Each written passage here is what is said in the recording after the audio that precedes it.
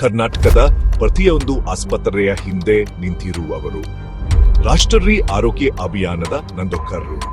ವರ್ಷಗಳಿಂದ ಅವರು ಜನರ ಆರೋಗ್ಯಕ್ಕಾಗಿ ಶ್ರಮಿಸುತ್ತಿದ್ದಾರೆ.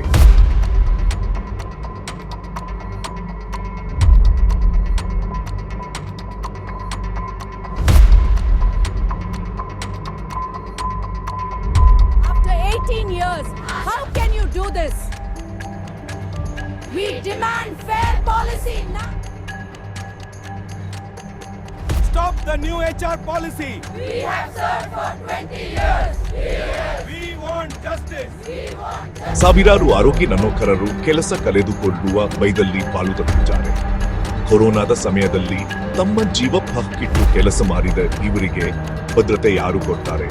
ಇವರ ಧ್ವನಿ ಕೇಳಿಸಬೇಕು. ಹಂಚಿಕೊಳ್ಳಿ. ಇದು ಪ್ರತಿಯೊಬ್ಬರ ಪ್ರಶ್ನೆ.